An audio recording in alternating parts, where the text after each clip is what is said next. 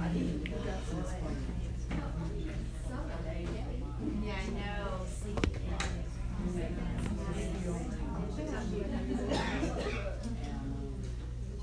All right, guys, we're going to pass this around. I don't know where everyone is tonight, but that's okay. You guys will ask a lot of questions, and we'll dig into a lot of different stuff, right? Right? Yeah. Right. Yes. Yes. Yes. All right. Huge crowd last week. All right, let's see if we can get this working.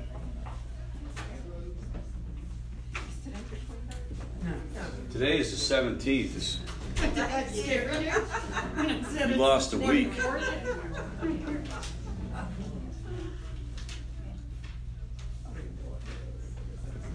That's the only thing I can do is days of the week, the numbers on. Well, yeah, I guess I thought the days would be fairly straight. All right, we'll let people join in as they come on in. Where to? Oh, Lord. I keep saying that when you go down to Florida, it's going to be and that's about 2013.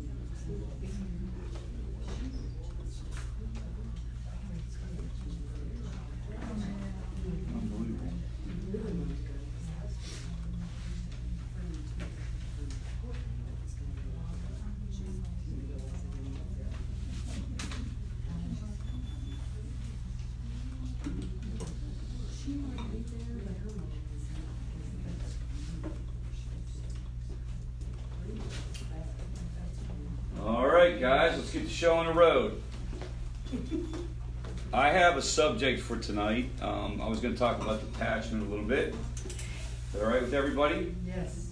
We haven't really kind of dug into that. We've kind of gone over it a little bit, but we haven't really gotten into it. And so it's interesting. It's not, detachment is one of those things that get thrown around a lot, but people don't necessarily talk about how to do it. It's a term that is if it's kind of like the term just forgive them. And you'd be like, well, what does that mean? How do I do that? Well, you just forgive. But how do I do it? We just forgive them. It's kind of like this circular conversation that can go on and on forever. And I don't, it's interesting when you do, so just so you guys know the framework and how I go through this, I'll have a general idea for some of this stuff, and I'll start putting my own ideas on a PowerPoint, and then I'll spend a lot of time researching it and talking to people that I know and looking into things. And here's what's interesting about detachment is there's not a lot of information out there that talks about how to do it. There's a lot of information on why to do it. There's a lot of information telling you it's a good thing to do because if you do it, you're going to be able to cope better, and this stuff's going to be, it's going to bother you less, but there's not a lot of how. Does that make sense? So some of this I made up tonight. Which is cool because it's probably right. That was sort of a joke, guys. No, it's knowledge, skills, and intelligence. Okay. All right, so, and just by way of introduction, a lot of folks, we know each other already, but this is who I am professionally. I'm also a person in long-term recovery myself. So I'm a therapist, and I've been doing this work for about 19 years. I jumped right into this field. Kind of as soon as I got into recovery, I started working toward getting a master's degree and becoming a licensed counselor because first of all, I needed to get out of the business that I was in. It didn't promote, it was not a recovery lifestyle. It was an abstinence hostile environment. And so I wanted to get into a different line of work, and I was drawn to counseling and helping people. I spent the majority of my career working in a lot of the types of places, a lot of traditional settings like community mental health and inpatient drug and alcohol centers, that kind of thing. And I've been here at FAVOR Greenville for 6 years. The difference at FAVOR Greenville is we emphasize shared experience or lived experience over academic credentials. So there are a lot of us here who have advanced degrees. There are a lot of us here who have bachelor's degrees, that kind of stuff. But it's not a requirement. The requirement is you need to be in recovery yourself, or if you're on the family end, you need to have experienced this with a family member. So we sort of start on the other end of the spectrum and work our way toward the credentials. So everybody that you meet here is somebody who's lived this out. And the idea there is obvious. a person who's kind of lived this out is probably going to have a little bit more empathy, probably going to be able to talk about this a little bit differently, be able to bring a little bit of theory to it, but also some of the stuff that we've gone through. I'm a family member who's dealt with this. I've had some things going on with my kids. I've also dealt with this growing up. My father still actively using.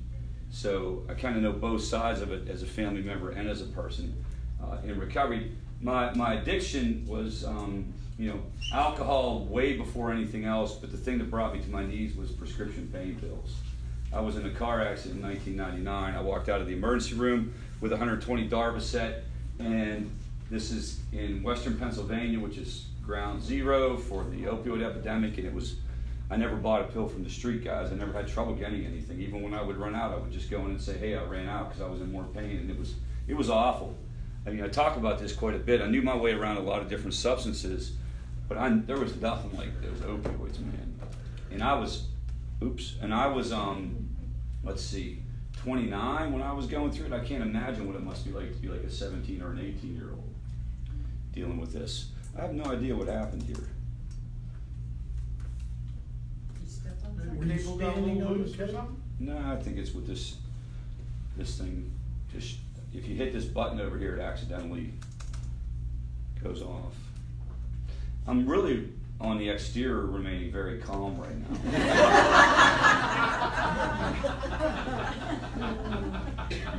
But on the interior, I'm losing my mind. Let's see if we can get this going here. Sorry about this, guys. Wow.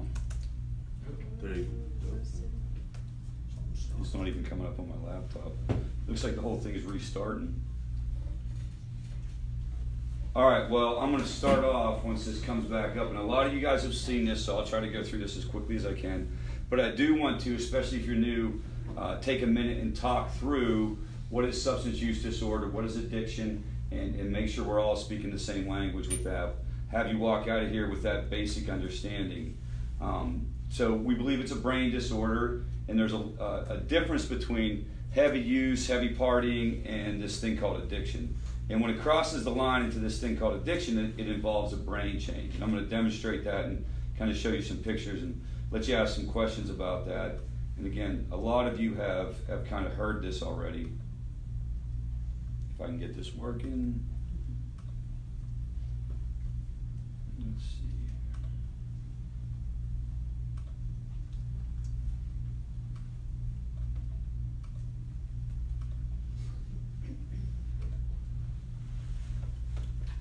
Is it up there?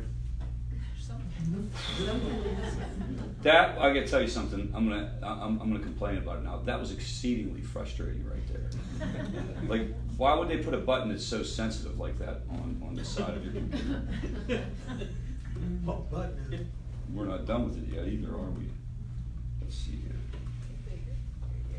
Okay, now we should be good. All right. So here we go. And this is a graphic we use. You've seen this. There are a lot of folks who fall into the orange. There are a lot of folks who fall into the yellow. This is using, partying on any given night, on any given weekend. It may get out of hand. Where things like alcohol are concerned, this is where it gets real squirrely because people will compare themselves to other folks and say, I'm not doing anything that bad. Everybody's doing this. Everybody's acting up. Everybody's any given Friday night taking the edge off. And there's a lot of truth to that. That's a great percentage of people right there. Almost 32% of Americans at any given time are using at a risky level. Risky means just the sheer amount or some of the behaviors that go along with it. Go to your average college campus on a Friday night, right? Saturday night, that kind of thing. Addiction is when it crosses the line into compulsive use, preoccupation, some of the other physical symptoms that we'll talk about, tolerance, withdrawal, that type of thing. Here are the official symptoms. It's very difficult to get people to recognize this, though. People don't necessarily want to talk about it. They don't want to come up for it. Sometimes people will superficially say that I'm addicted to this or I'm addicted to that, but do they actually believe it? Do they believe it enough to invest the time and energy into the recovery process? I think that becomes a really significant question that we start to deal with. recovery typically requires a lot of effort. What do you got to do? Sometimes you got to go off to rehab. Sometimes you got to go see a therapist. Sometimes you got to go to a detox. You got to see a doctor. Many times you got to go to a meeting. You got to go to a lot of meetings. You got to do it for a while. And in order to put forth that effort, and you have to what? Give up the substance or change your behavior around the substance. And that's also not, people aren't a real big fan of doing that either. So to get people to buy into this, it's not like an x-ray where I can say, look, you have a broken leg, so let's get you in a cast and you're going to stay off your leg for a while and you're going to do what you need to do. It's not like that, right? This is, you can kind of explain this away. Like, let's take this one, for example, interpersonal issues. Interpersonal issues, the substance is causing problems between you and people you love, you and people who are important to you. But the person can explain that away in other ways. What kind of ways could you explain that away? It's not my fault. It's not my fault, she's just over the top. It's not my fault, my mom's just breathing down my neck. That kind of stuff. The two that you can't escape are these two. These are physical symptoms, tolerance and withdrawal. So tolerance is more and more the substance to get the same effect, and withdrawal, when you don't have it, you get sick. You can't deny that, but you can have these two symptoms and not have any of the others. So a person who's given pain pills to deal with a legitimate injury can become tolerant and have withdrawal, but not have these other behaviors. So it's very important to understand. Craving and preoccupation, that's an internal process. You would never know whether your loved one was going through that. Can't control and can't cut back, you would know that.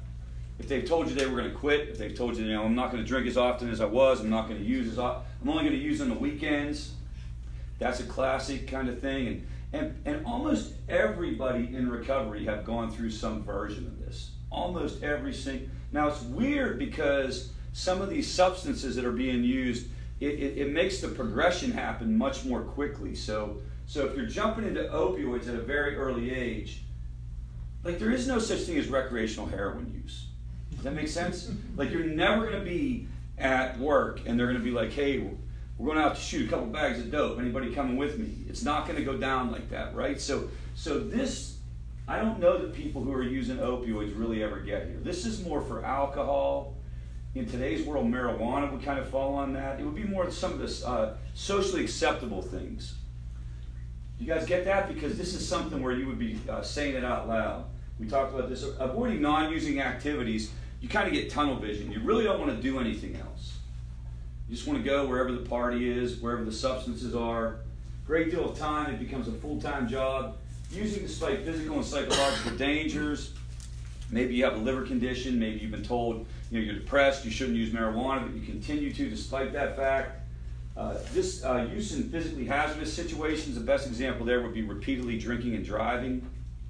And then role failure, you can't go to work or you can't go to school. And if you have 6 of those criteria in any given 12-month period, you technically meet the criteria for substance use disorder severe. The term addiction isn't a medical term. There is no such thing as a diagnosis of addiction. So it would be whatever the substance is would go at the front. So opioid use disorder severe, alcohol use disorder severe, so on and so forth. And this is what's used primarily to drive insurance reimbursement and that kind of thing. And when I was doing clinical services, I would do this with people and I would go over with them and I would make sure they knew what their diagnosis was. Many times they didn't care. They didn't care. They just wanted to get out of the office and go home and tell their mom that they came to my office. I've had very, very unusual experiences with people coming into the office here at FAVOR Greenville. People will tell their kid or tell their loved one that we do, this isn't even a drug and alcohol counseling place. Just go to see that guy Rich, he's a coach. And I'll be sitting there talking to him and the kid will be like, we'll be asking these type of questions. He'll be like, what are you? What do you do? And I'll be like, I'm a drug and alcohol counselor. He'll get visibly upset and be like, what'd you think I was? They told me you were a financial counselor. And that's a little extreme, guys. I mean, I could get the whole life coach part. You could probably get away with the life coach, but you're probably not going to get away with financial counselor. That's because we don't have to do diagnosis here. There is no insurance reimbursement. All the services are free, which allows us to get this all off the table. Do you guys have any questions about this part of the process? Sometimes family members, one of the most fundamental things is how do I even know, what I'm dealing with? Do you have any questions about this? And that's all driven, and you can't see this, but that's all driven through this thing called the DSM-5, Diagnostic and Statistical Manual.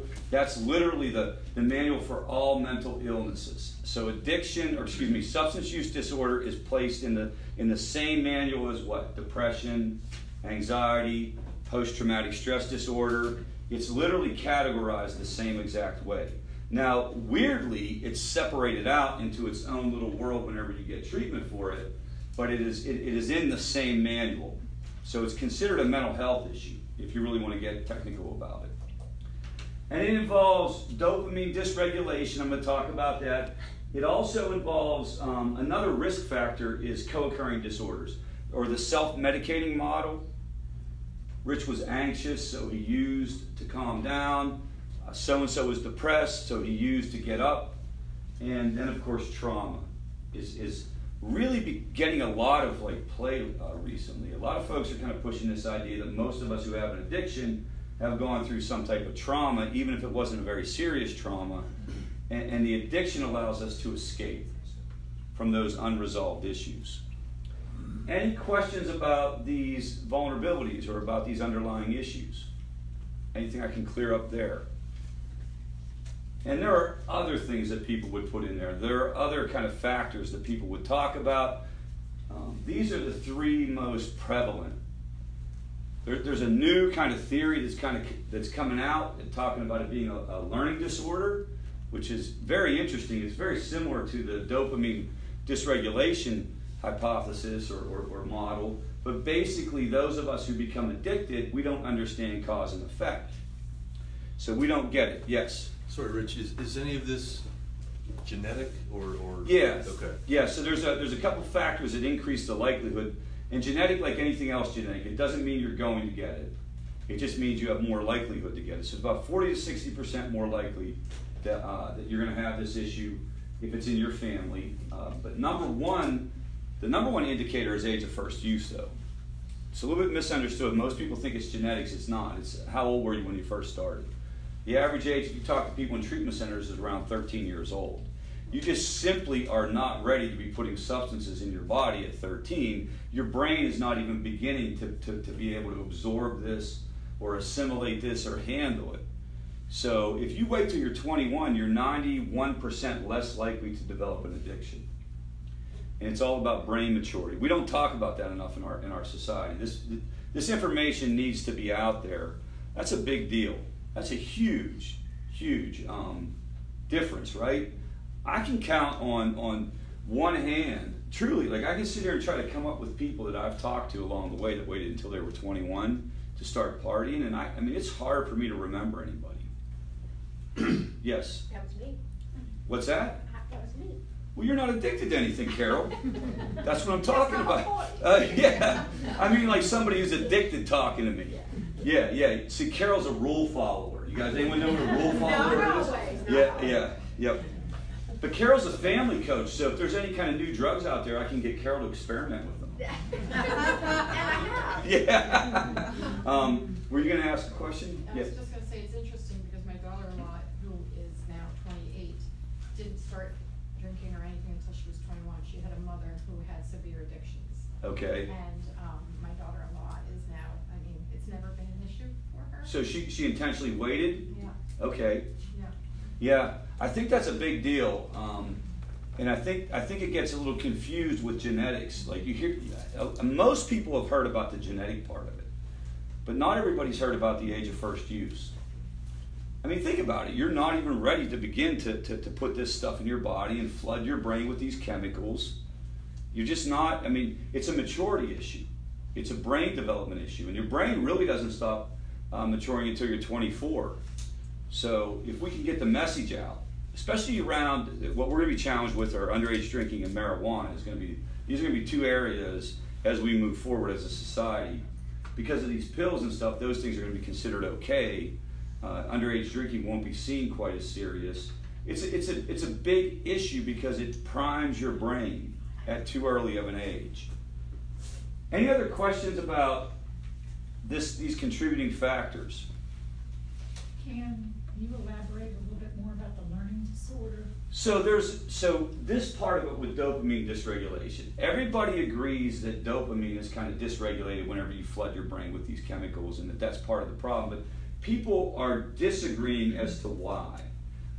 What I'm going to tell you about is the prevailing theory, or the prevailing model, is it's about the pleasure neurotransmitter. We can't experience pleasure, so we compulsively seek. Other people are saying it's about it's literally like it's kind of like dyslexia. We lose the ability to understand cause and effect. So if you and I go out and we drink too much, you say to yourself, I'm not doing that again because I felt bad, that was not cool, that was not a good thing to do. If I become addicted, I lose the ability to make that connection. And they're linking it a lot to like hyperactivity, impulsivity. It's really very similar to this. I have trouble seeing where they're delineating between the two. I almost feel like they're just using different words to describe almost the same process. We don't know enough about addiction, though. And what I should say about this is that it's different for different people. I'm going to tell you how this works along these kind of three models, but please, like, understand this is an individualized experience. And we don't, at FAVOR Greenville, we don't paint with a broad brush and say every single person has to do it the way Rich did it, or has to do it the way George did it. This is very much up to the individual person to determine, and their family to start to help them along that process, or start to figure out what kind of boundaries do I need to set. I believe one of the places we go wrong is when we start waving fingers at people and saying, you got to do this, or you got to do that, because I did this and I did that, and if it worked for me, it's going to work for you. That is just not even true, guys. That's not that. What works? There are universal things that work when a person is trying to get better. And you guys, if I gave you a test, you would instinctually know some of these things. But here's what they are. One is they tend to change their environmental triggers. They tend to stop hanging out with the same people and going to the same places. Does that make sense? Yeah. If you're trying not to drink, you probably don't want to go down to the bar, that kind of stuff. They tend to replace that with some other type of healthy group, but it doesn't have to be a certain group. See, for decades we've been told it has to be meetings, or it has to be therapy, or it doesn't have to be any type of group, but you want something else to replace this other behavior. And then you get into like core issues. People typically, as they get healthy, need to work on some stuff. Some of this stuff maybe. Find somebody to talk to about it. Different working toward bettering yourself seems to be a universal experience, even for people who would say they're not in recovery. So I have an uncle, for example, who stopped drinking 27, 28 years ago after a couple bad events, and he never did anything, never went to a rehab, never went to a meeting, never did any of that stuff. And if I said to him, you're in recovery, he would be offended. He would literally say, what? I'm not one of those people. And I'd be like, well, yeah, you are, dude. And then he would get insulted and probably punch me in the head or something like that. I'm not sure how he would resolve that. We don't have the best coping skills in my family. At any rate, but if you dug into his story, like if you sat down and talked, and what you would find is that he quit going to the local bar, he started going to church, and he became part of a men's prayer group, and he became like a health freak. Now, those three things all involved major behavioral changes, but he didn't define it that way. Do you get that? Yeah. So what we think we need to do as a society is to help people figure that out. If they're not buying the typical route, can they create their own route? That's something that FAVOR Greenville is big on. The problem is, how do you get it started? Because picture like the train going down the track. You know, there may be another track, but at some point it has to stop enough that you can even figure that out. And that's one of the hardest things. And I think that's probably what brings a lot of people into this room, is how do we even get them to slow down enough to consider this? How do we get them to go to FAVOR Greenville and even hear about this as an option? You guys know this, your family member can start going and it's just like game over, right? You can't talk, it's not rational. And so that's maybe what we're going to talk a little bit about tonight as we go through. Again, it's about this neurotransmitter called dopamine. And you want to think about dopamine as a positive thing. It's It's pleasurable. It tells your brain, go do that again. So when you eat food, 50% dopamine is added to your brain, and your brain is like, that was good, I need to eat again. You see, it's good for survival. If you're in a safe group, if you're with friends, dopamine is released. Anything positive, dopamine is released. The problem is, with drugs, an extraordinary amount of dopamine is released. So methamphetamine, for example, adds 1,200% increase in the amount of dopamine in our brain, which is not safe. And what will happen is your brain will regulate that over time. This is what it looks like. So now again, let's pretend that you're walking around with a co-occurring issue. You're walking around with trauma. You're walking around with something, and you know, you're just not feeling life, and then boom, you get a hold of a substance. I told this last week, where the first thing I drank was beer. It was generic beer in a white can with a black letter, with the black letters it just said beer.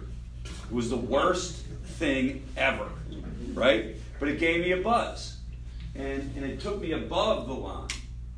It made me euphoric.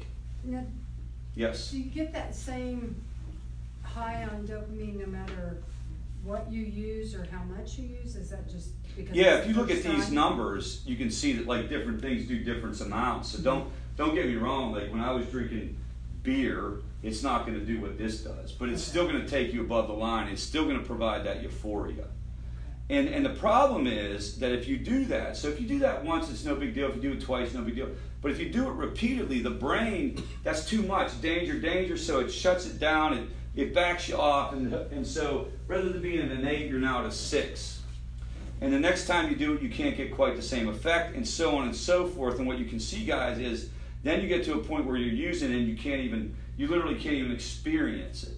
People will say, I started to use to try to feel normal. Think about like this over to here is sort of like what addiction is.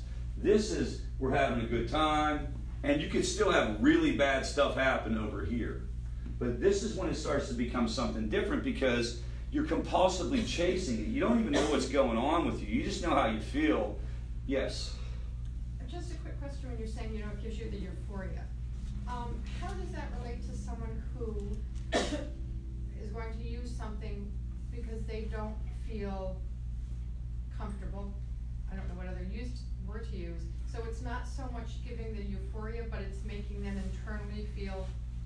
So it's going to give them euphoria regardless. It's also going to give them relief, and that's what's going on here. So I have this person at an 8 when he should be at a 10. So this could be any number of issues. It could be anxiety, it could be trauma, it could be depression, or it could just be they don't feel good in their own skin. You'll hear people talk about that. So you're going to get a payoff, and actually you're going to get a bigger payoff because you're going to get the euphoria. You can't not get the euphoria.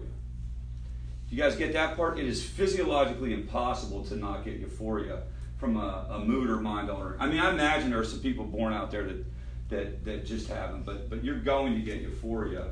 Now, you're also, though, going to get a payoff that in your mind might be even more important, which is, this is the only way I can sleep at night, or this is the only way I can leave the house.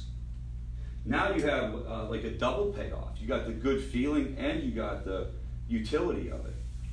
This is why co-occurring disorders, it's kind of like harder. I say this all the time, you know, when I got into recovery, I was dealing with the substances. I wasn't depressed. I wasn't anxious. If a person who's deeply depressed has a harder time with recovery than I did, because there's more of a payoff. There's more of a reason to do it. Do you guys get that? If I'm using, let's pretend it's not alcohol. Let's just say cocaine or something, or a stimulant. Let's say I'm abusing my roommate's Adderall in college because it's the only thing that can get me out of bed and get me to class because I'm depressed. You're still going to get this euphoria, but the bigger thing is going to be the fact that you got to class, and it's the only thing that kept you moving. So now you have this situation where you have a double whammy, and that's why I believe it's so important for people to be getting treated for both issues at the same time, because you can't say to a person, just suck it up and get up out of bed, you know, quit using the substance. The substance has, I mean, I remember working with people when I first started working in this field in Pittsburgh, and we were working with folks coming out of the state hospital, and I was the dual diagnosis counselor, and it would be like schizophrenia, and they would use marijuana to quiet the voices. Now, we wouldn't even tell them to quit. Do you get that? Like, we would not even tell them to quit until we were able to get them moving and get them into programming. Because it just wasn't even realistic. It had a whole different use to it other than just the euphoria. The euphoria is always there. The euphoria is always there, but it's called instrumental use. Instrumental means there's a reason for it. Euphoria is, hey, I'm just having a good time. But it's a really good question. It's something that people need to be aware of. But once you get over here, something different's happening. You can't even get there. And so imagine you're using these substances and then you hit that wall. That freaks you out. Now, when you know about it, like once you enter recovery, you start to have a little bit of a grasp for it. But this is what it looks like. This is what your brain should be doing. This is what your brain is doing at that point. And you got here because you were using those substances and you had all these payoffs, right? It worked. And so what do? You compulsively chase it. You think, let me just get one more, it's going to work. Let me get one more, it's going to work. Let's get one more time. But you're like, what are you doing? You're pouring it into an empty bucket. It's like a bucket with holes in it. It's just running out. There's nothing happening. It's the most confused, baffling state that you could ever be in. And this is why people start to do all the crazy stuff. This feels like it would be similar to like starving and needing to get a hold of some food. Or people have equated it to like if your head was held underwater and you wanted a breath. It's no longer about having a good time. And that's why all the strange stuff happens. That's why all the stuff of like, why would he do that again? Why would he use again? He knows his wife was going to kick him out and he was going to lose custody of the kids. He knows he's going to lose his job. He knows he's going to go to jail if he tests positive. Why would he do that? Because there's nothing sensible about it. Literally what happens is, guys, this is all happening in this part of your brain called the midbrain. It overrides your thinking brain. This is your instinctual part of your brain. This part of your brain is responsible for you staying alive. Do you guys get that? That's what makes you eat when you're hungry. So if you are in that state of mind in your midbrain, you can't think your way out of it. There is no pros and cons. Like, let me go do this. Now, if you stop and you slow down and you kind of back off, then I do believe you can start to use this part of your brain and you can start to think. Like today, I obviously have a choice, right? But early on, when you're caught up in this, it's like a tractor beam. And I'm not making excuses for anyone. I'm not trying to say that it's okay that people do rotten things. That's not at all what I mean by this. But family members need to 100% understand the game that's being played, the rules of the game, right? You're not talking to a person who is rationally taking in what you're hearing and saying, oh, Mom, let me think about that for a minute. You know, or your husband, your wife, let me think about that. That's not how this is going down. You're speaking French and they're hearing English. And the whole time you're talking, they're probably thinking, let me get a hold of this, let me get a hold of that. That's why you start talking in terms of boundaries and you start talking really, really kind of clear, calm, mean what you say what you mean, but don't say it mean. You have to dumb down the conversation. I have no other way to say it. You cannot debate a person out of this. There is no winning a debate and getting a person to say, oh, I never thought of that. I'm going to quit using drugs. Yes? So you're saying that the more a person uses, the less dopamine that's produced in their brain, so they don't get the feeling anymore, but they can't stop using because of the withdrawals. Well, no, they can't stop using because they're compulsively and psychologically drawn to go get the substance. Now, even though it's not giving them what it even though it's not, because you remember, it'd be the same as going and getting food if you were starving to death. This is the part that's... They don't consciously... You're putting into words exactly, it's a good question because you're putting into words what's baffling for people who've never gone through this. You know, like, kind of where this is going to wind up whenever you're in the middle of that state, but you can't not go get it because it's the only possible solution that you can come up with. And when you first get it, you kind of feel like you're going to get the relief. Now, if you factor in two things, so guys, this is the psychological part of it, right? Then you also have to take into consideration with certain drugs, you have a withdrawal syndrome, a very vicious withdrawal syndrome. So opioids, alcohol, benzodiazepines, you are going to go through withdrawal, which is going to be another reason to go get it, right? So And then the third leg of that store, triggers, like environmental cues and triggers. That's another reason why people can struggle along the way. And whenever you're doing this, you don't know. You just don't know that that's what's happening to you. This isn't common knowledge. You're not like, you don't go to the bar and this is on the wall, right? We're not going to be watching the game tonight. We're going to talk about neurotransmitters. You're just doing your thing and you're desperately chasing it. Now you can make an argument that if a person has tried recovery, they should know this, right? But maybe they were never told this. Now at Favor, everyone's told this. We go through this. I present this to everybody. I haven't done it for a while here. I usually try to do it once a quarter with the group, the All Recovery group. Any other questions about this part of the process? Now the good news is once you enter into recovery, it does reverse field. It is not a permanent condition. I, for example, am firing on all cylinders right now. Okay? But you still don't go above where you were at. It's not like your brain is better than it was before you got into recovery. You're still dealing with and people call this core issues, unresolved issues. That co-occurring depression still needs to be figured out. That co-occurring trauma that was driving your behavior still needs to be figured out, whatever this is. Now, there are people who don't have this deficit that also become addicted. Anybody doing anything long enough can become addicted to it. Can we all agree with that? But if you had that deficiency, you're still going to have to deal with it. And this is what it looks like in the reverse, guys. So this is what it should look like.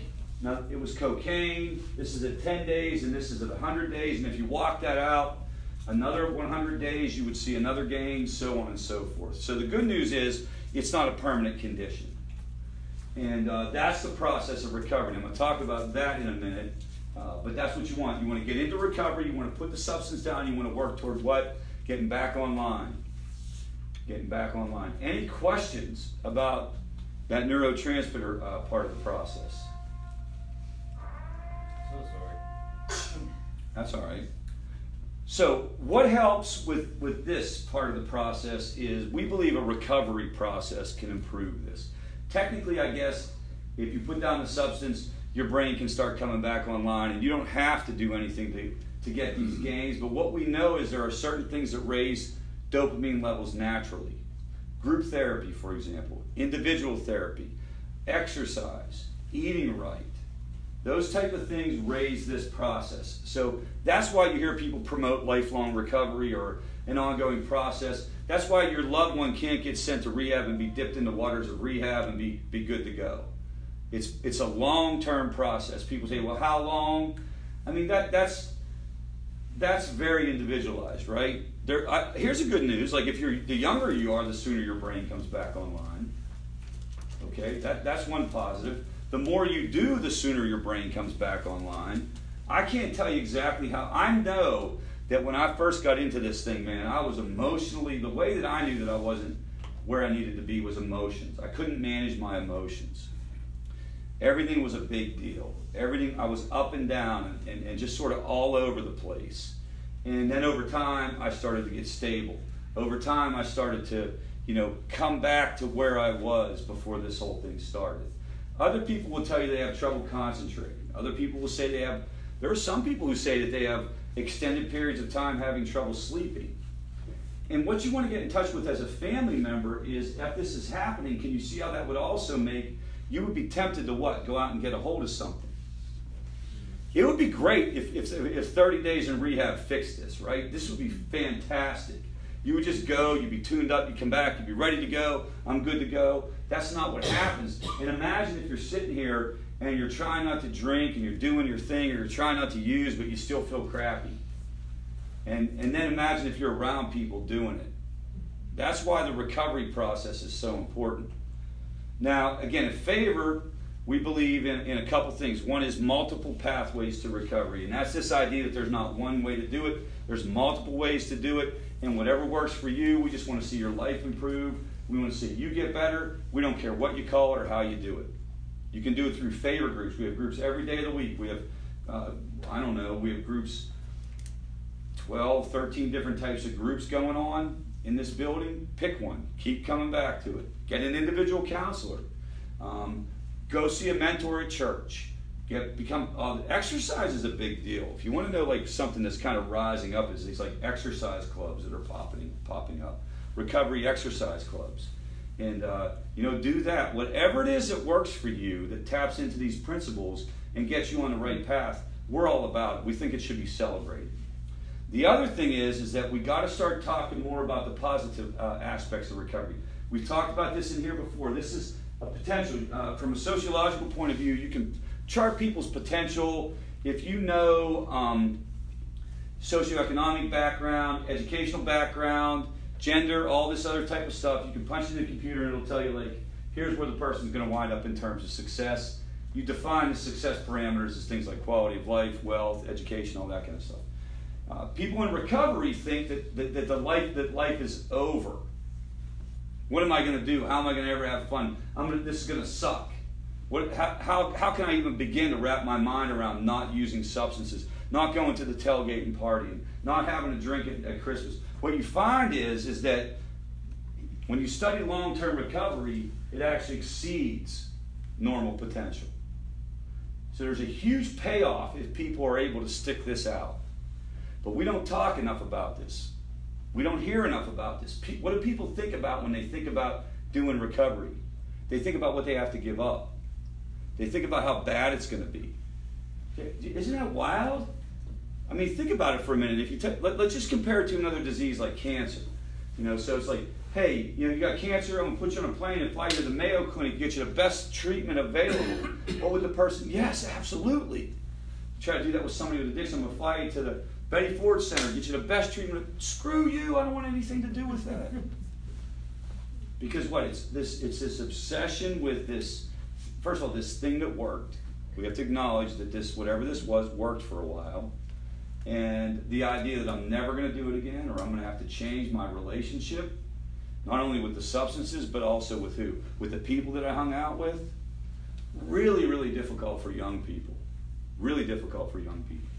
We had this experience. One of the programs that I ran in Pennsylvania was an adolescent boys program. And it was for kids that were like through the juvenile justice.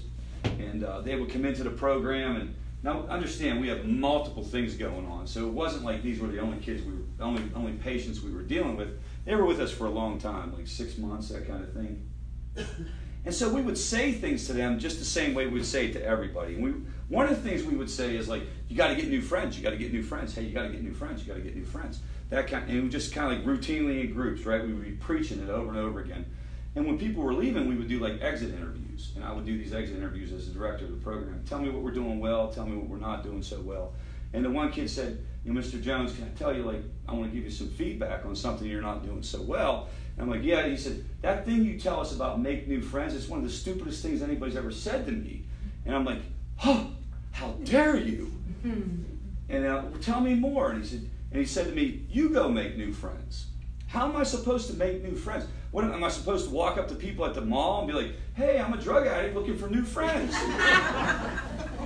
Am I supposed to go to those meetings where everybody's 40 years old and I'm 16? Yeah. You get more? And so we say it real nonchalant, real cavalier, make new friends. We have to understand what that is like. And I would challenge anyone in this room, any one of y'all, or any counselor who's ever said that to a patient, to drop all your friends today and go make new friends tomorrow. That's weird. That is a weird thing to do. Go ahead, give it a shot. Like, what would you do? They would look at you like you're a freak. You'd have to go like hang out at Barnes & Noble and just sort of like strike up conversations. Isn't that kind of what you do when you move? It is. You move, I mean, it is, but the difference is, it is like what you do with move, but you're not being told don't talk to your old friends, right? You're still allowed to call your old friends. Well, and now with social media. I mean, I think it's really, really difficult to redefine your social group, especially if you're under the age of 26. It is, and that's one of the reasons why we want people to go to recovery groups. And recovery groups, it's still about less than 3%. When you look at some of the studies in terms of people under the age of 30, under the age of 25 that are in recovery groups, it's still less than 3%, but it's more than it ever was before. So you'd have to look around for the right group. Any questions about this part of the process? So what would you suggest to your child? So I would suggest that they come, they try out different recovery groups. They come to a place like Favor and they talk about Tubing trip, yeah. Yeah, they that just makes do. They sense. have to try different things. It's almost like you have to get the person so invested in their health and the idea that life can be better that they're willing to put up with some discomfort. And really, the key thing would be you got to try different things. You're going to go to a group and it's not going to feel good. You're going to go to, I guarantee you're going to go to a group and you're going to be the youngest person there. But if you try other places, and if you come to Favor and you ask questions, they're going to tell you like some places where it can get a little bit closer. Well, and it is at Favor, things like the air event and the older children, if you will, the 25s that will talk to the younger kids. That's what happened with my daughter. You can, and you'll find out other places too. Yeah. You will absolutely find out other places. I think what you need is you need to get hooked up with like a coach or a mentor or a therapist who knows their way around some of these places, and they can tell you where to go. Because you can go to a meeting and have a much better shot. Here on Saturday and Sunday night, there's it's not a young person's meeting, but there tends to be a lot of young people coming. Our meetings tend to attract a younger crowd. Our meetings on Tuesday and Thursday evening, which are called Smart Recovery, tend to attract a younger crowd. There's no rhyme or reason to it at all. Do you guys get that? Like literally, there's no rules or like, hey, you're too old. It just sort of goes down that way. I feel like it's the most. I don't want to say it's the most difficult part of the process, but it's one of the most difficult parts of the process. People make friends by being around a group of people predictably and consistently over and over because they have to be there for another reason. Does that make sense? So you make friends where? At work. You make friends at school. That's why the meeting thing would work. You're there for another reason. You're not there because you're the oddball looking for a friend. But let's talk about how this works. Okay, so bear with me here because I feel like this is exceedingly important to understand that recovery is a process. It is not an event, and that the person has to keep their head in the game and they have to keep moving forward, and that family members, now every single one of us in this room can become frustrated, and you might get to a point, depending on how long you've been dealing with this, where you're like, I'm done. They got to figure this out. That is 100% okay, and that's why I'm going to talk about detachment. But let's just go through this, and let's say the person starts at age 14, all right? Now, you guys are all here, like this train has gone down the track, but what we want people to know is don't ignore problems when they're 14. Does that make sense? And so they start messing around, and things are getting out of hand, and they're 19, and nobody says anything, because what? Boys will be boys. This is Rich at college. This is so-and-so at college. You don't really want to say anything. You don't want to label it that. You don't want the kid to have to see a therapist, so you let it go. And then as time goes by, you're going toward this thing called bottom. I don't believe in bottom, and I'm going to talk about how you can intervene in bottom, but this is getting lower and lower. Picture this as a road to recovery or a road to health, a healthy future. And so 24, maybe they're messing around with something and you find pills in the room, or maybe you hear something from somebody and it's gotten so serious that somebody does something. And I just call it there's a change that takes place. The family is incredibly powerful in this process. Okay, this is where I think if you come to these groups and you talk to your own coach and you start to think this through, something has to happen to stop that. Does that make sense? Now, what happens a lot of times that first round is there's an intervention, there's something that goes down, the family is pumped up, we're going to get this right, and it's like, boom, they wind up in rehab. Or some version of rehab. Or maybe they wind up in an IOP, or they wind up in meetings. But this is where, like, we're fixing this thing. And the problem is that's not how it works. I wish that the story stopped right there, but it doesn't. And so they go, and a lot of times when people go, they're just going to they're just literally going through the motions. They're going to get the heat off. They want everybody to calm down. Maybe the court system is involved. They certainly want you guys to calm down, so they're going to go and they're going to get there. And I got to tell you something, that when you get to rehab, it takes about 15 seconds to figure out how it works and what's good to say and what's not good to say, and how to become a treatment superstar. So you go and you become a treatment superstar. And while you're there, you don't use because you're in a bubble. You can't use. But you come out, and time goes by, and unfortunately sometimes it's not very long, and there's a slip, or what's called a lapse, okay? Now, the problem is a lot of times when this happens, the family, and also unfortunately sometimes the rehab, will have told the family if they use it all, get them back here, and they create this hysteria around it. And so a lapse is thought of, it's perceived as a full-blown relapse. Do you guys see that? Like, using is not a relapse. Relapse is back to those symptoms. Remember the symptoms that I had? Relapse is a return to those symptoms. The rehab would love to have you think this, because, I mean, I've had rehabs literally tell families that if he uses, there was one situation, and I know this rehab very well in Pennsylvania, where they told the father that if he uses marijuana again, get him on a plane and get him back to us. Okay? So there's hysteria around that. And I understand why, because it can be very serious, but this just is what it is. The person screwed up, it happens, and the deal is try to get back on track.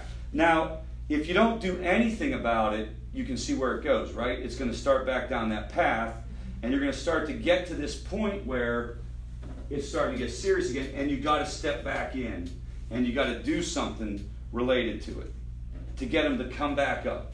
So this is where, if they're not involved in recovery, you know, they need to call somebody in recovery, or maybe they have a coach that calls them, or maybe they have a sponsor that calls them. Something has to pull this person up so it doesn't wind up down here. Yes? If they lapse, but they don't use what was their drug of choice, is it less of a... So it's all about how long it's been going on. It's all, remember all those symptoms I had up? You can have those symptoms with other substances too. The deeper it goes, the harder it is to pull out of. The longer it goes on, the harder it is to pull out of. The problem is it's like this doesn't get talked about. Nobody says anything. Nobody wants to do anything. Nobody wants to come forward. It's like, this is going to go back down, and it's going to be really hard to pull it back up. But if you can pull them back up on this road to health, or this road to recovery, that's what you want to do. And maybe they do something different. Maybe they don't. Maybe they do meetings and they get a therapist this time. Do you see what I'm saying? Like, you're just, and unfortunately, in our world, the family bears a lot of this. Because they're what? It's just not, it's not set up for the system to support this. We believe at FAVOR Greenville we do a lot of this, but the family winds up being in these conversations more than anyone. And if you get them back up, then you don't have to go the whole way through the process. But again, maybe the person, I say coasting, they're not really doing what they need to do. They're sort of just going through the motions, and it happens again. This is very common, guys. And then maybe it does become a full-blown relapse, and you have to do an intervention. Do you see what you see? And then you go back up, and then you can. This is meant to illustrate how messy this is, because the world has sold y'all a bill of goods that it works like, don't say anything, don't say anything, don't say anything, don't say anything until they what? Hit bottom. And when they hit bottom, put on a plane and fly them off to Florida or Orange County, California, and have them do yoga on the beach, and what? And then they come back and live happily ever after. But you guys in this room have lived this out as a different reality, right? This is more like it. The good news is that if the person keeps coming back and they keep trying, they typically find long-term recovery. The problem is most people quit. They get frustrated. It becomes conflictual. There's no connection. The solution to this, and there is no way to do this right now. At FAVOR Greenville, we're only able to do this in certain programs because we only have the manpower and the money to do this, like in our hospital program and some of our other outreach programs. But the ultimate solution to this is that every person gets a recovery coach for 5 years after they hit there. And that person chases them no matter where they are. And they become the main person to pull them back in. But right now, we have to get the family primed up to do that. You guys get that? That's a little bit different than what you've been told. You've been told to like step off, back off, let the chips fall where they may. And I want to tell you, I'm about to talk about detachment. And if you're there, that is, I respect that completely, and you want to honor that as well. You're typically going to be there if it's been a longer period of time. Like there's a huge difference talking about a 48-year-old versus an 18-year-old. A 52-year-old versus a 22-year-old. You guys get that? So I'm not discounting any of that, but understand that this is a messy kind of deal. And I haven't met anybody who hasn't gone through some version of that. Any questions about that part of the process? So what do you do in terms of change? These are like kind of your options, guys. And again, it's hard to see. You may be brand new to this process, and the thing you need to do is keep coming back and learn more. You may not be ready to do anything else other than continue to learn. The second thing is you can just go and you can talk to your loved one, and you can tell them what you learned tonight, and you can make sure that they know that you're concerned. This would be if it's brand new. Now, if you talked to your loved one 23 times before, this isn't going to matter. Okay, but if this is brand new, you could also start setting boundaries. You could start working on this without kicking anybody out or anything. You could just literally start working on, I'm going to have to start doing things different. You can have a family meeting without bottom lines. You're allowed to just sit down and get dad involved, grandma, brother, sister, and literally say, we love you. But you know what bottom lines are? Bottom lines are if you don't do something, you have to leave. You can do a family meeting with bottom lines where you put that out. You can do a professional intervention. That's a big deal, right? This is where it's getting heated. Or you can detach. And believe it or not, detachment is the hardest of all of them. A lot of people think intervention is the hardest. Detachment is the hardest because this is a single event. What is this? This is an ongoing process. Interventions, they're very emotional and they get you very upset and your stomach starts churning and stuff, but they're done when they're done.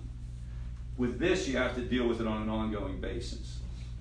So, if you want to think about detachment in its purest form, if you just think about what is the purpose of detachment, you're rebooting the relationship.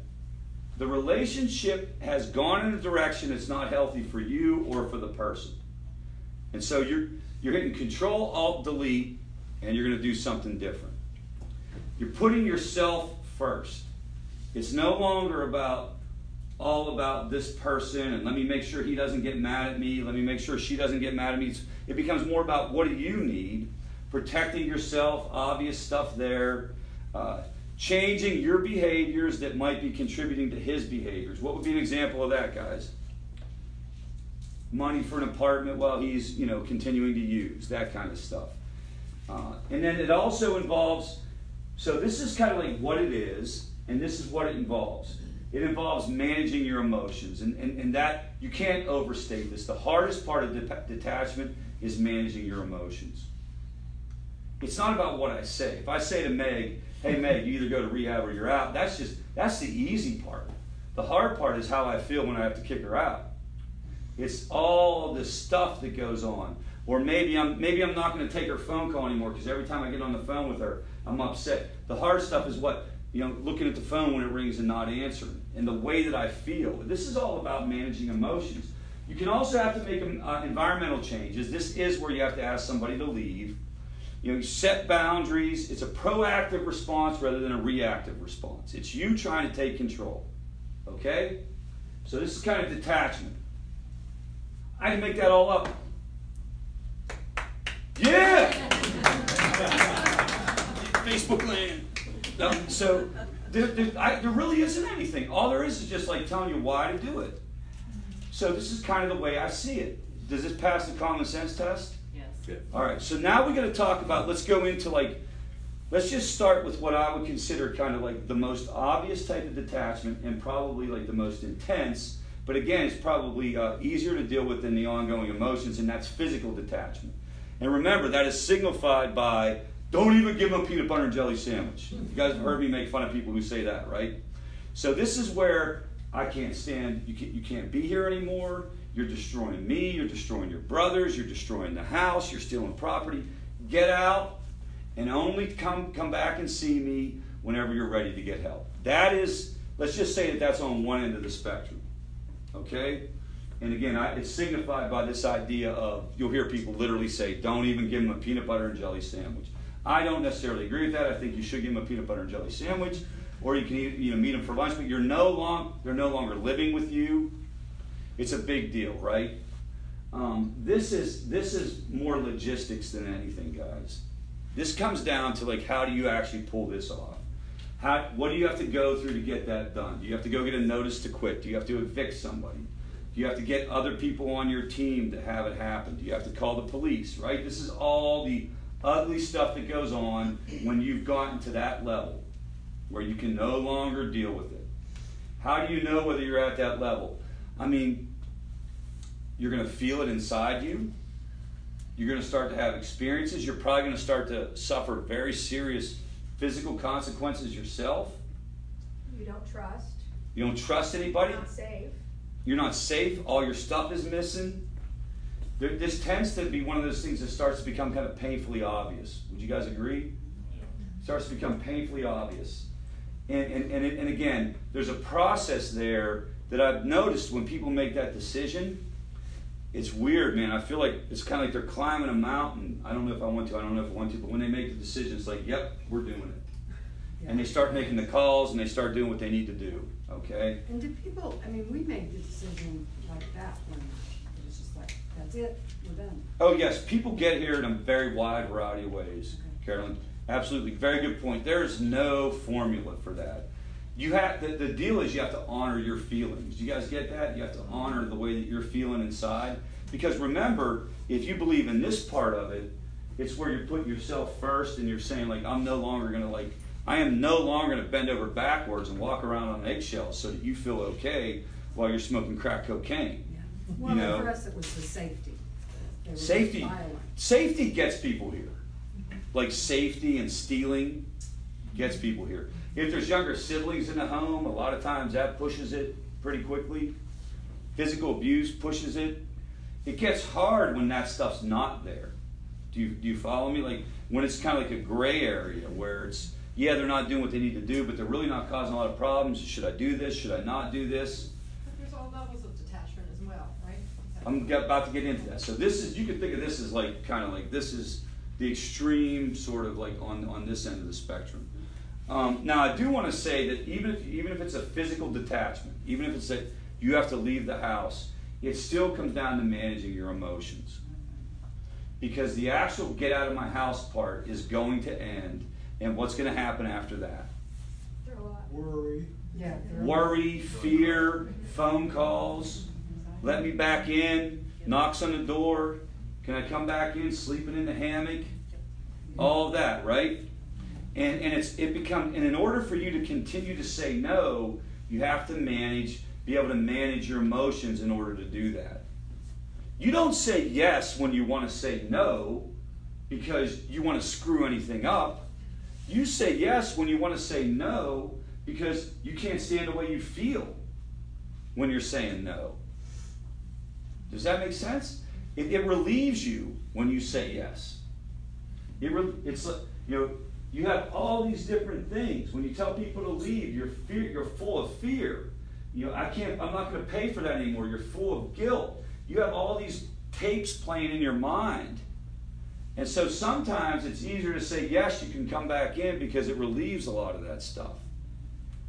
Not because you're weak, not because you're codependent, not because you're a bad mom or a bad dad or a bad husband or a bad wife and you're just trying to let people get over on you. This is how the world works, guys.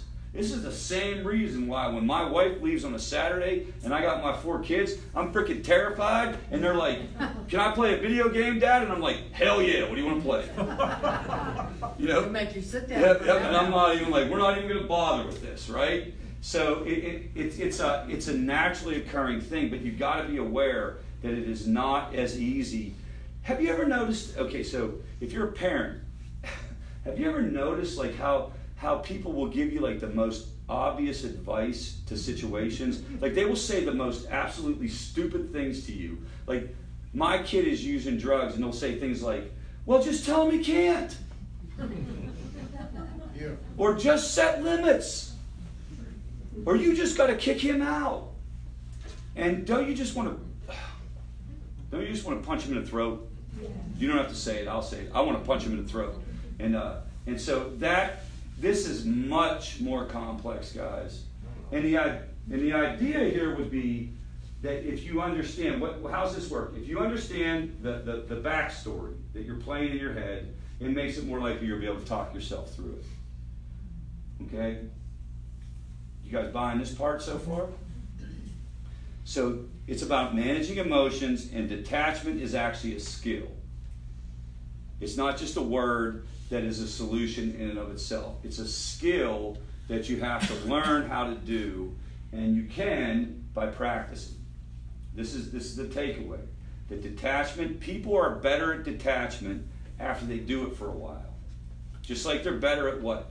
Speaking a foreign language, just like they're better at computer programming, just like they're better at basketball, just like they're better at golf. The more you do it, the better you get at it, and you can learn how to do it. We'll stop here for a minute. It's not something that some people have and other people don't. Like, he's a detacher, you're not. You're a detacher, you're a detacher. You know, like you were born with great detachment skills. You're so fortunate. Like, it's literally something that you got to try out, and you got to put it on, and you got to see how you feel and what's going to work for you. And I'm going to talk about 3 things that I think can contribute to that as we go through. But can you guys buy this? Is this still working for you? All right. So the first thing is, skill number 1 is communication.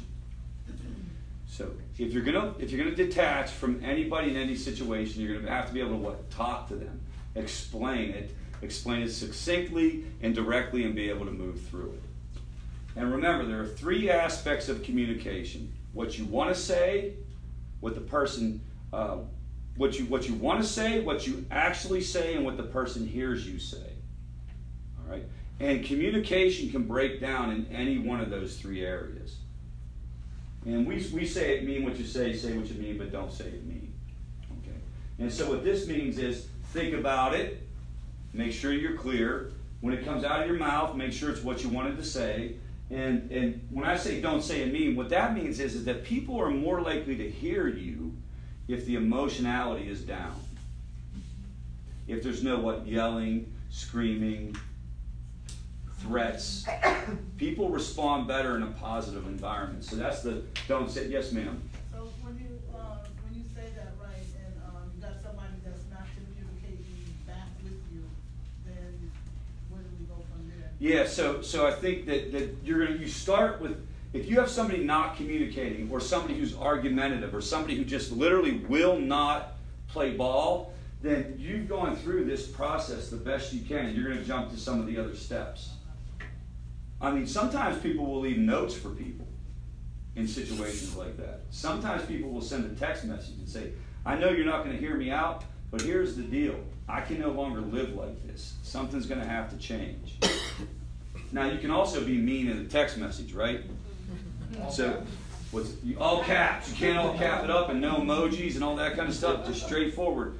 With the text, I felt like at least then I could say, let me know that you read this. Yeah. Then at least, it kind of took some of the guilt off, if you will. Yeah. And this is where, It takes the emotion. and again, I should have said this, but what you're communicating are your boundaries here. This is you telling the person what needs to change and what you're okay with. And that's why you have to think it through. You should maybe talk to somebody about this. You should write it down. That's the part you got to be real clear on. And I'll give you an example with this. Like a lot of times with my wife and I, right? So it would be this repetitive thing, and it would just explode. Repetitive thing, explode. I've shared this in here before, and it was a script and she would always wind up saying the following: "You need help. You need help." Right? And nothing else. There was no, I don't even know what she was trying to get across to me at that point. It was not clear. She was speaking from emotion.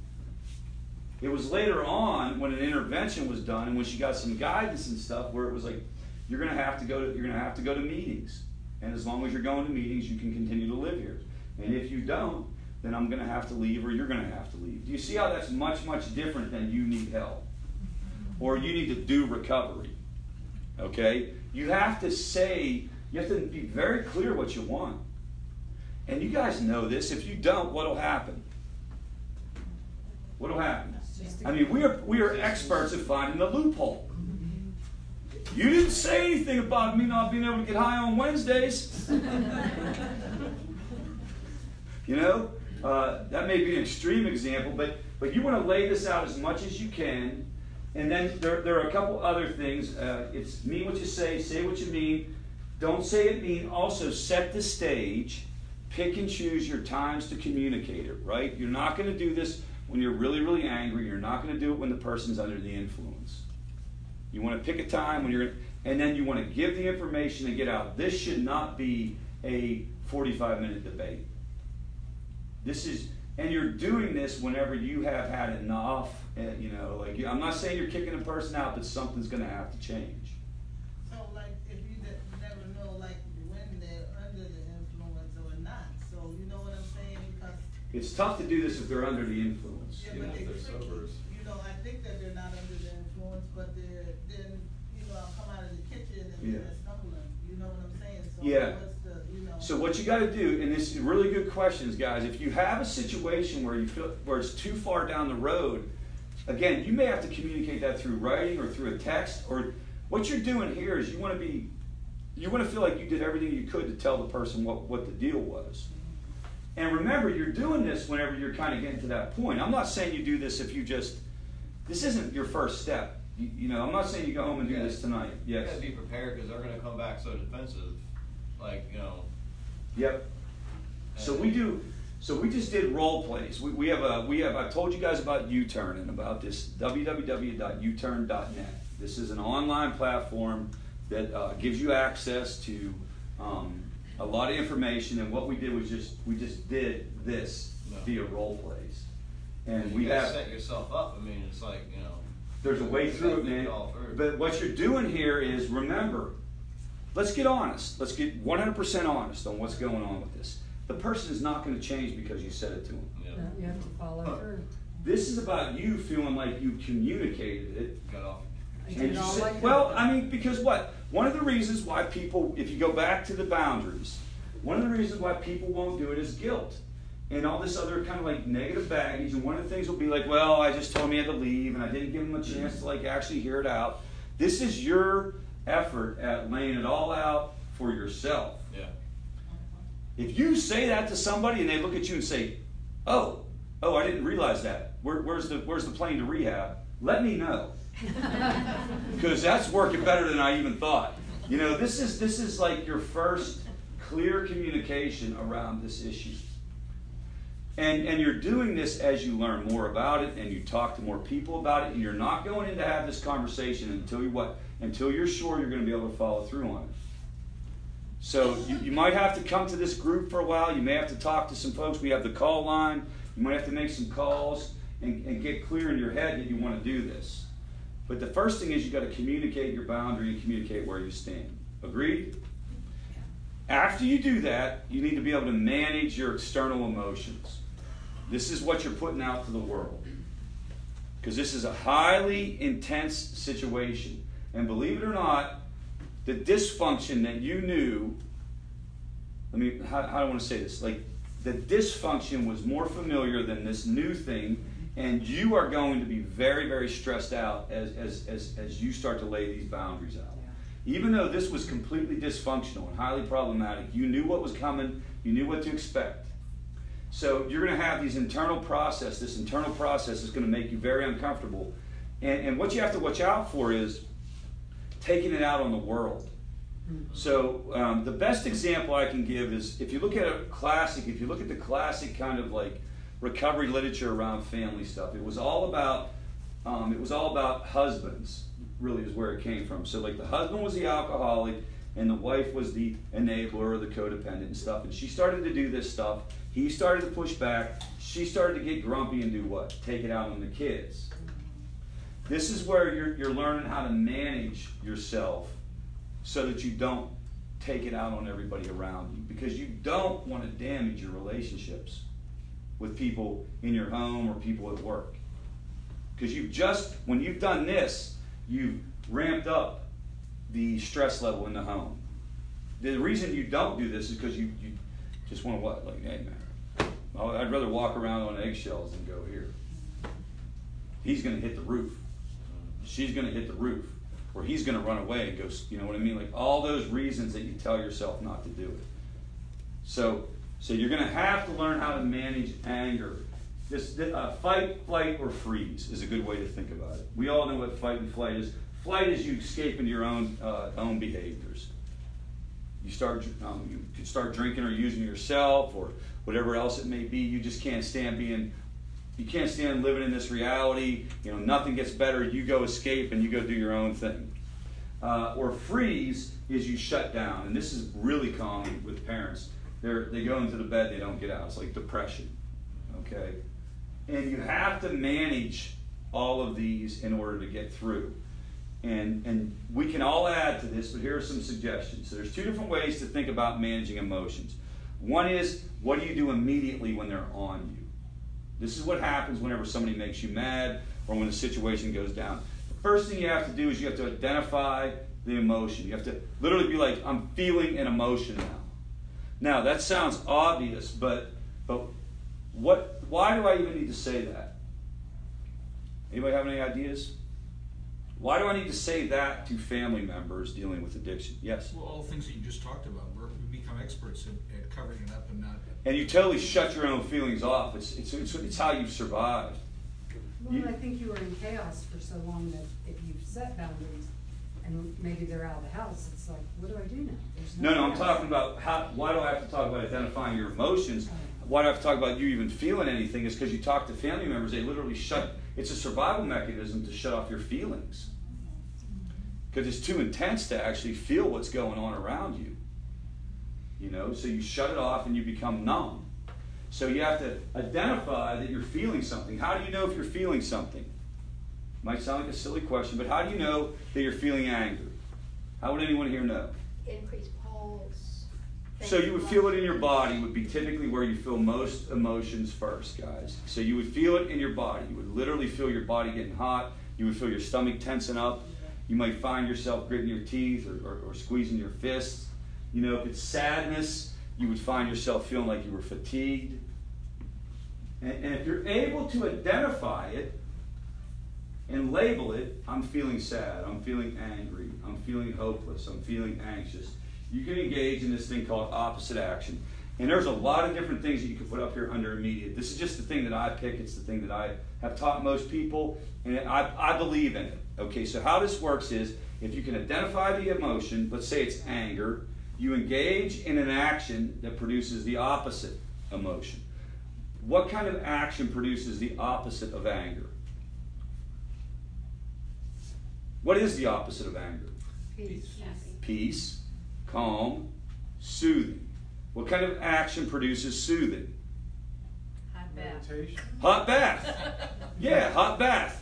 That freaky stuff that they do in here where they make those candles and they huff them, like it's scented candle, essential oils. Watching a movie that's calm. Watching a movie that's, what's that? Listening to music. Listen to certain types of music. You don't want to listen to anything, and it's going to bring you down. Okay. What if you're sad? What type of stuff produces the opposite action? In terms of sad, what's the opposite of sad? Happy, right? What gets you up? Comedy movies, right? Laugh. Upbeat music at that point, or an action film. Exercise. You don't want to. If you're angry, you don't want to watch like Die Hard or anything. Okay. Do you guys get the point? So you label it up, and then you can also engage in what's called a derailing action, which is where you will literally, you'll go and you'll just totally occupy. I think exercise will fall more into here. Like it's this deal where I'm just getting out of Dodge and I'm getting out of here and I'm going for a walk. I'm going and getting in the car. I'm going to visit my mom. This is like get me away from what's aggravating me. I think exercise is helping all of that. Yep. And then distraction is when you're trying to get your head into another place. Yeah. Prayer, maybe in the moment, would be distraction. So this is called immediate interventions for emotions, and this is preventative. So this is stuff you do when you're jammed up in the moment. This is stuff you do to calm yourself down along the way. Prayer, meditation, morning routines, exercise, going to therapy, positive psychology programs, going to groups. You guys, this is all the stuff you do, whether things are going well or things aren't. Yoga, huffing candles. I just like saying that. No, seriously, they do this thing here where they make candles. It's like Cinnamon Toast Crunch candles and stuff like that. And I have no idea what's supposed to happen there. Does anyone know what the deal is with that? Calms you down. No, I don't buy that. I do not buy any of that. Like, what? How would that calm you down? Because you smell like, oh, it smells like grandma's house. Sometimes it makes That's you my day. Yeah, Yeah. that's it, grandma's house or Christmas. I'm gonna have to see the evidence of this. I do not. I don't know. And essential oils apparently do that too. Whatever you're into, right? You can make your own list. You can make your own list. So that's number 2. Okay. Number 3 is living with the decision internally. This isn't about what you're doing to the world. This is about what it does to you. You guys get the difference?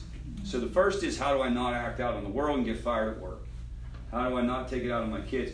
This is, how do I not destroy myself? Now you have to buy into the fact that this is worthwhile to do. Like, you have to buy into the idea that unaddressed emotions will eat you up. Like stress, anxiety, worry, causes a lot of different physical diseases, a lot of different physical problems. And not sleeping at night is going to just totally push you over the edge. So the number 2 was about the world. This is about you. Okay, and there are different ways to do it, but a couple things to think about is just one is the ability to think things through. We've done this many different ways, guys. This idea of identifying what the trigger is. So in this case, the example is, I decided I'm going to set a boundary where I'm no longer taking calls from my son. Because every time he calls me, he's under the influence, and I wind up getting off the phone and I'm crying for like a week. And it just keeps me up all night. And I just can't deal with the way I feel when I'm taking those calls. So you set a boundary, but these thoughts kick in. He's not safe. I wish I knew where he was. And then always like worst case scenario type thinking, which create emotions, anger, fear, which create behaviors, shutting down, don't want to see anyone, which actually can lead to a lot of these negative feelings. So the idea would be to be able to identify what this does and how this creates this thought, and to challenge that thought. You want to intervene as early as possible in this process. So what could you tell yourself to challenge that thought? What kind of things? Just think. Don't overthink it. It would literally be stuff like, I mean, yeah, he could be in trouble, but he could also be okay. He's probably over at George's house sleeping on the couch. You know what I mean? And he knows how to get himself around. You would literally want to be arguing with yourself in your mind, like an angel and a devil, kind of like talk. You don't go to worst case scenario automatically. You start to it's challenge the irrational thinking, and you have to do this over and over and over again. The further you get down the cycle, the harder it is to bail out. Comments on this part of the process? Call your coach. Well, you can call somebody for sure. Do you guys ever, do you use like this, do you argue with yourself in your head? Yeah.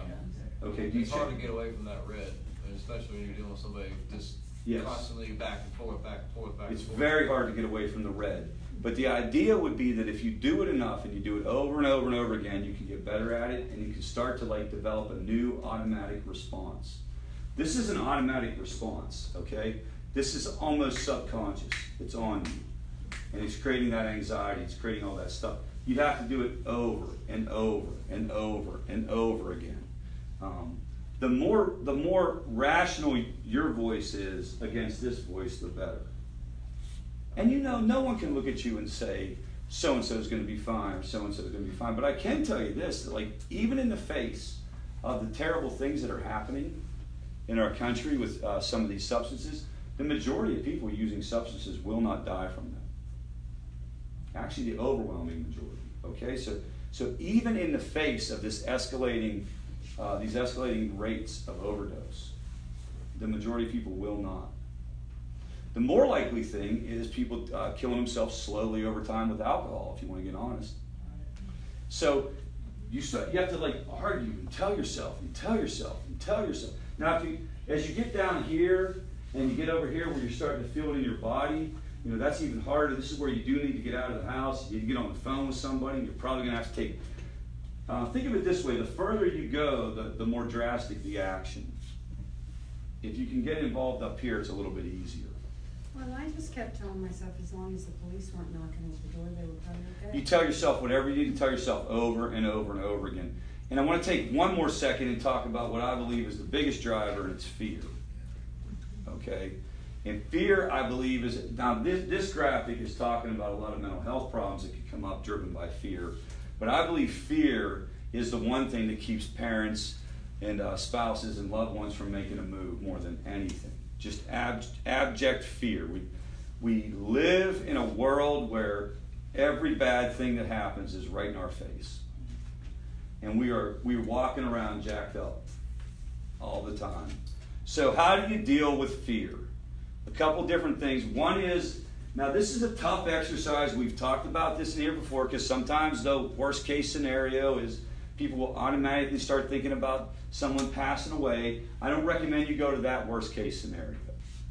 You go to all the others that are on your list, which are what? He's going to go to jail.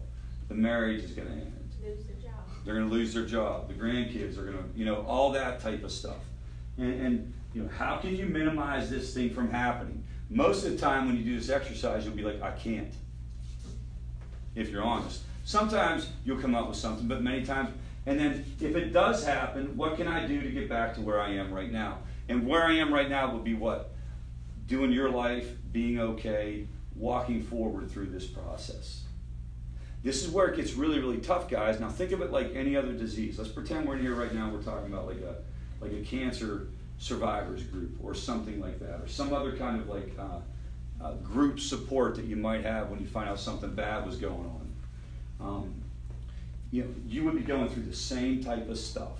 You would have to walk through the same type of stuff. You would have to, none of us can guarantee anything. Can we all agree to that? None of us can guarantee. I mean, I've shared in here, I thought my 6-year-old son was gonna die this summer. Didn't have anything to do with it. He's 6 years old, crazy, rare respiratory issue, winds up in intensive care, being intubated in a drug-induced coma for 4 days. I drive from South Carolina to Pittsburgh, you know, not knowing whether I'm ever going to see him again. I didn't expect that was what I was going to get that night. You know what I mean? And I know that it's fatalistic and stuff, but we got to face this fact, because here's the deal: you cannot allow the fear of the worst to keep you from doing what's going to destroy you anyway. The fear of the potential bad outcome, while you slowly allow yourself to get destroyed because you can't make any of these moves. Now remember, the moves that need to be made aren't black and white. You have to talk about them. You have to think them clearly in your mind. But if you get to a point where you know something's got to change, but I can't because fill in the blank, that's the part I'm talking about. Do you guys get where I'm coming from? You're doing this whenever you're clear that something needs to change. And again, we talked about it earlier, but what would be the things that would make you clear? Usually it's property damage, stealing things, threatening people. It's the same thing over and over again. You start to suffer, and you start to be destroyed yourself from the inside out. You start to be able to, you're not able to function anymore. You guys get it? And if you get there, don't allow fear of the worst possible outcome to keep you from making the move you need to make. One of the ways to think about it is we operate a lot from what's called an emotional mind. We're like scared, fear, guilt. Then the other side of the coin is a totally rational. We're like, no, this is how it works, and if you do this. You want to get in the middle. It's called wise mind, where you're thinking it through, but you're still acknowledging the feeling end of it. You are not Mr. Spock. None of you are Mr. Spock that I'm aware of. But you're also not James T. Kirk, right? I just made that up. You like that? That's good. So you want to be in the middle where you feel comfortable with it. Here's a couple other things with managing fear. You're allowed to acknowledge it and validate it. You don't want to be around people who tell you like, oh, don't worry about it. You know, clarify the nature of the threat. If you can reframe it and you can think it through, that's always helpful. This is interesting. Seek data. to make the nature of the threat more concrete. Learn more before you decide it's the worst case scenario. You guys get that one? We always jump to. Seek coaching or advice when appropriate. And remember, you got to give yourself a break. This is interesting. This is not about addiction. This is about dealing with Alzheimer's, and they call it the 36-hour day because it's exhausting dealing with this issue. It's absolutely exhausting. And my child has no idea how hard it is for me to constantly wage war against an invisible enemy, a disease, in what feels like a war against him. He has no idea the toll it takes, hating the addict and loving the son. And so you're in this, now, and this could be spouse, daughter, wife, right? You're in this really weird space that we're asking you to negotiate, where you're, the person that you love is the person that you hate. Because we do crazy, horrible things when we're in the middle of this. We get you high, thinking everything's going to be okay, and we pull the carpet out on you. We say awful things. We steal from you. So you are in this very strange kind of like psychological state and position with this, where you've got to give yourself a break. You've got to, even if it's not about boundaries, even if it's about finding something for you to do, even if it's about going away, even if it's about you going and doing something fun, you've got to find a way to give yourself a break through this process. You guys are here tonight. That means you're trying to live in the solution and you're trying to figure it out. Okay? But you can't, I mean, this is tough. This is tough. And I'm really, really preoccupied with how do we better help the family. Because I'm having these experiences over and over and over again with moms, dads, husbands, and wives, where in the past what we would say to them is, well, there's nothing you can do. You just have to step back and just wait till they hit bottom. And I just can't say it anymore. And sometimes all you can do is step back, but I want to say something else to the families also. Like, and here's what you can do for yourself to not. And I've gone through some of this. I've lived out that other side of it. I shared I went through some stuff with my daughter, and my daughter's been good for a year. Okay, my daughter's been on point for a year. But last night, she didn't come back until like 2 o'clock in the morning. And I didn't sleep the whole entire time. Okay? Not because I thought anything was going on, but because I was literally like triggered, man. It was like, and I did all the stuff I just told y'all not to. Okay, so I just want to let you know that like it's a do as I say, not as I do type stuff. That learned thing. Yeah. So here next week we will be back here again, and we're gonna talk a little bit more along this topic, and we can open it up for questions if you guys have topics or there's things that we're not talking about. Spread the word, let other people know if they need to be here. I don't have any of the hotline cards, but we do have, they're on the front desk, we do have a 24-hour hotline that's manned by coaches. Coaches trained and supervised by me. I meet with them every Tuesday. I personally can't take those calls. I'm not even here the rest of the week, guys. I'm in, at the University of South Carolina teaching. So, my job has changed dramatically in terms of where I need to be and what I need to be doing. But I have a team of 20-some folks that are the best coaches, counselors, whatever label we want to put on it, that I've ever been associated with. And they're on there. They're 24 hours a day, 7 days a week, if you have specific questions about this type of stuff. So if you leave here tonight and you're like, I'm not sure whether I should do that or not. Or maybe I'm leaning toward that, but I need to get a couple questions answered. That's our sweet spot. And also, if you're not sure, keep coming back here, okay? So you can start to get clarity. You'll learn about some stuff along the way. All right, that's all I have. If I can get a moment of silence for those still suffering with this disease and for the family members, brothers, no choice of their own, followed by the serenity prayer. God, grant me the serenity to accept the things I cannot change, the courage to change the things I can, and the wisdom to know the difference. Amen. Mondays are long. Thank you, sir. All right, good deal. Good to see you.